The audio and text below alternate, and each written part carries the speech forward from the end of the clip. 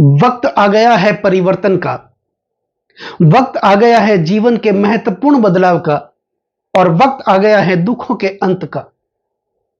दोस्तों, हमारे सौर परिवार के सबसे शुभ ग्रहों में से एक, जिन्हें देवताओं का गुरु कहा जाता है और जिनकी दृष्टियों में अमृत पाया जाता है, और विशेषकर हमारे भाग्य के कारक, हमारे भाग्य का लेखा जोखा अपने पास रखने वाले, हमारी संतान के कारक, हमारे विवाह के कारक, दाम्पत्य जीवन के कारक, धन के कारक, भाग्य के कारक, धर्म और अध्यात्म के कारक देवगुरु बृहस्पति अपना नक्षत्र परिवर्तन करेंगे। दोस्तों, जितना प्रभाव ग्रहों के राशि परिवर्तन का होता है, उससे कहीं गुना ज्यादा प्रभाव ग्रहों के नक्षत्र परिवर्तन का होता है।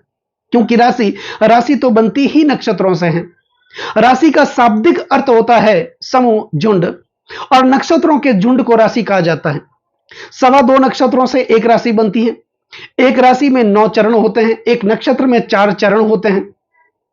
तो ऐसे में हमारे सौर परिवार में सबसे शुभ ग्रहों में से एक, जो हमारे भाग्य का लेखा जोखा अपने पास रखते हैं, देवगुरु बृहस्पति का नक्षत्र परिवर्तन करना, ये कन्या राशि वाले जातकों के लिए अत्यंत शुभ समाचार लेकर के आने वाला है। क्योंकि आज का ये जो ज्योतिष का कार्यक्रम है, ये जो राशिफल है, कन्या राशि वाले जातकों के लिए खास है। दोस्तों, देवगुरु बृहस्पति जिनकी दृष्टियों में अमृत पाया जाता है, चंद्रमा के रोहिणी नक्षत्र से निकल करके ये मंगल के मृगशिरा नक्षत्र का संचरण करेंगे। दोस्तों, देवगुरु बृहस्पति यानी कि आज के दिन 20 अगस्त 2024 को देवगुरु बृहस्पति का नक्षत्र परिवर्तन होगा। इससे पहले देवगुरु बृहस्पति चंद्रमा के रोहिणी नक्षत्र में चल रहे थे, लेकिन 20 अगस्त 2024 को आज ही के दिन देवगुरु बृहस्पति चंद्रमा के रोहिणी नक्षत्र से निकल करके मंगल के मृगशिरा नक्षत्र का संचरण करेंगे। और वहां पर लगभग 100 दिनों तक, 20 अगस्त से लेकर 28 नवंबर तक देवगुरु बृहस्पति मंगल के मृगशिरा नक्षत्र का संचरण करेंगे। तो ऐसे में कन्या राशि वाले जातकों के जीवन पर देवगुरु बृहस्पति के नक्षत्र परिवर्तन का क्या प्रभाव देखने को मिलेगा, आज हम ये जानेंगे, समझेंगे। और अंत में कुछ महत्वपूर्ण बदलाव भी होंगे, कुछ अचूक उपाय भी होंगे, जिनको करने से देवगुरु बृहस्पति की कृपा को भी हम प्राप्त कर सकेंगे। और जिस नक्षत्र में ये प्रवेश करने जा रहे हैं, मृगशिरा नक्षत्र, जो कि मंगल का नक्षत्र माना जाता है, तो मंगल की कृपा भी उन उपायों से हम प्राप्त कर सकेंगे। दोस्तों, कन्या राशि वाले जातकों के लिए देवगुरु बृहस्पति भाग्य स्थान को सुशोभित कर रहे हैं। आपके भाग्य स्थान में बैठे हैं, विराजमान हैं, और भाग्य का लेखा जोखा देवगुरु बृहस्पति अपने पास रखते हैं। तो कालपुरुष की कुंडली का जो 9वां भाव होता है, वो हमारा भाग्य भाव होता है, और उस भाग्य के कारक देवगुरु बृहस्पति को माना जाता है। तो बृहस्पति यहां पर हालांकि वृषभ राशि में, शुक्र की राशि में, अपने प्रबल शत्रु की राशि में चल रहे हैं, लेकिन भाग्य स्थान के अंदर, त्रिकोण भाव के अंदर देवगुरु बृहस्पति चल रहे हैं। देवगुरु बृहस्पति और शुक्र, हालांकि ये प्रबल शत्रु जरूर है, लेकिन दोनों ग्रह अपनी अपनी जगह पर अपने उच्च पद को प्राप्त हैं, क्योंकि दोनों को गुरु कहा जाता है। बृहस्पति देवताओं के गुरु हैं, तो शुक्राचार्य दैत्यों के गुरु माने जाते हैं। यहां पर बृहस्पति भाग्य स्थान को सुशोभित कर रहे हैं। दूसरी बात, जब ये अपना नक्षत्र परिवर्तन करेंगे, मृगशिरा नक्षत्र में, मंगल के नक्षत्र में ये अपना संचरण करेंगे। फिलहाल इस समय देवगुरु बृहस्पति और मंगल की युति चल रही है, और आपके भाग्य, कन्या राशि वाले जातकों के भाग्य स्थान में चल रही है। 26 अगस्त 2024 को, यानी कि आज से सिर्फ 6 दिनों के बाद, मंगल भी अपना राशि परिवर्तन करेंगे 45 दिनों के लिए। तो मंगल वृषभ राशि से निकल करके मिथुन राशि में, कन्या राशि वाले जातकों के 10वें भाव में विराजमान होंगे। तो 10वां भाव कर्म का भाव माना जाता है, उच्च पद, मान, मर्यादा और प्रतिष्ठा का भाव माना जाता है, हमारे कार्य क्षेत्र का भाव माना जाता है। निश्चित तौर पर आज हम 4 ऐसी बातें करेंगे जिनके द्वारा यह जानने को मिलेगा कि देवगुरु बृहस्पति के नक्षत्र परिवर्तन का प्रभाव कन्या राशि वाले जातकों के जीवन पर किस प्रकार देखने को मिलेगा।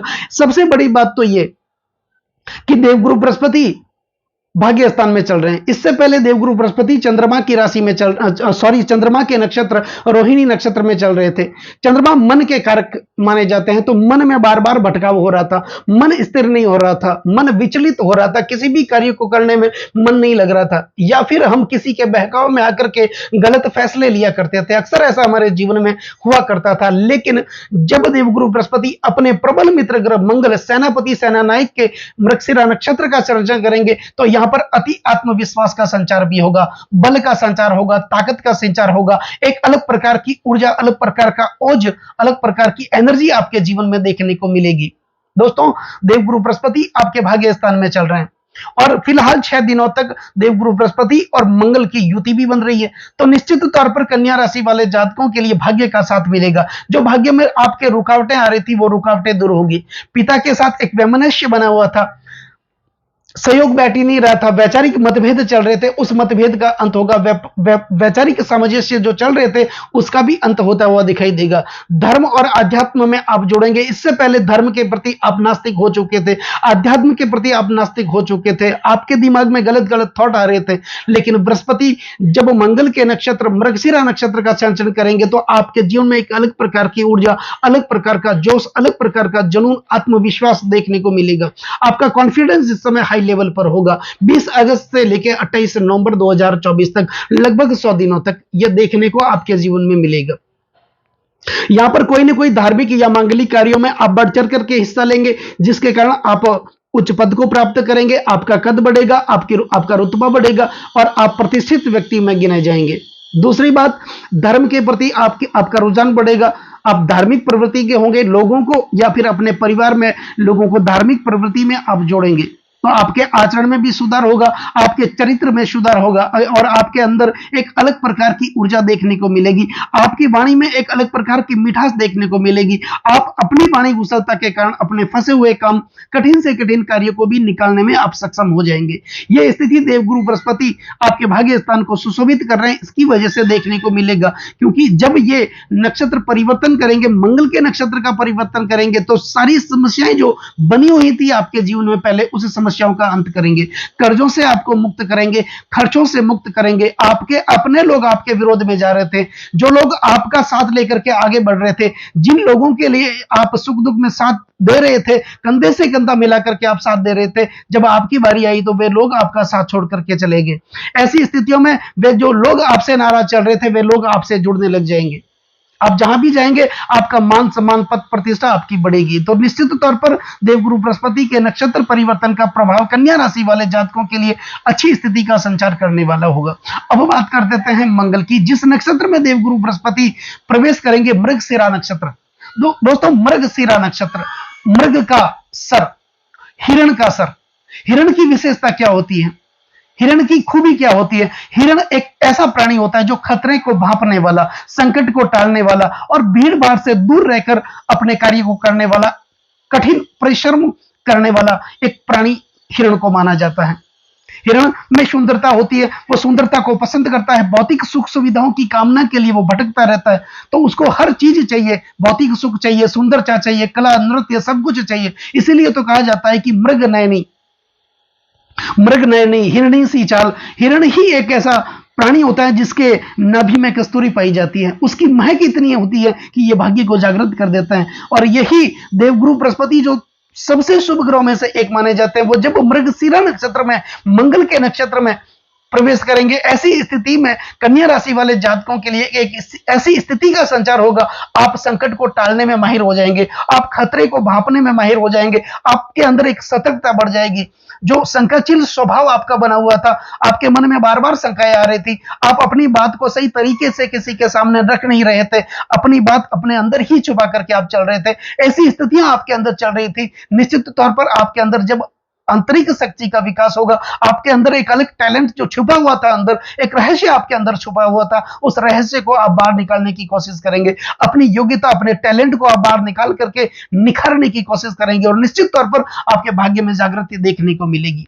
मंगल 26 अगस्त को अपना राशि परिवर्तन करेंगे और आपके भाग्य स्थान से निकल करके आपके 10वें भाव, कर्म भाव में प्रवेश करेंगे और 45 दिनों तक आपके कर्म भाव में मंगल विराजमान होंगे, क्योंकि मंगल का राशि परिवर्तन 45 दिनों का होता है। तो 10वां भाव कर्म का भाव माना जाता है। देवगुरु बृहस्पति भाग्य स्थान के अंदर बैठे हैं, भाग्य और कर्म का साथ कन्या राशि वाले जातकों को देखने को मिलेगा। और जिस व्यक्ति को कर्म और भाग्य का साथ मिल जाता है, फिर कहना है क्या, उसके जीवन में तो सोने पे सुहागा हो जाता है। तो कर्म और भाग्य का साथ मिलेगा और मंगल खुद 45 दिनों तक आपके कर्म भाव में विराजमान होंगे, तो 10वें भाव में विराजमान होंगे। 10वां भाव ऊंची पदवी, मान मर्यादा और प्रतिष्ठा का भाव माना जाता है। यह हमारे कार्य क्षेत्र का भाव, हमारे व्यवसाय का भाव, हमारे रोजगार का भाव माना जाता है, हमारी पदोन्नति, हमारे प्रमोशन का भाव माना जाता है। निश्चित तौर पर प्रमोशन, अगर आप नौकरी करते हैं तो वहां पर आपका प्रमोशन होगा, आपकी पदोन्नति होगी, आपको कोई नया कार्यभार दिया जाएगा, कोई न कोई नया पद दिया जाएगा, कोई न कोई बड़ी जिम्मेदारी आपके जीवन में दी जाएगी। कर्म का साथ मिलेगा। जो रुकावटें आ रही थी कार्य करने में, कर्म का साथ नहीं मिल रहा था, आप मेहनत तो कर रहे थे लेकिन उस मेहनत का पूर्ण रूप से फल आपको नहीं मिल रहा था। आप लगातार आगे बढ़ने की कोशिश कर रहे थे लेकिन बार बार पीछे चले जा रहे थे। 10 कदम आगे बढ़ रहे थे तो 20 कदम वापस पीछे चले जा रहे थे। इस प्रकार की समस्याएं भी आपके जीवन में चली होगी।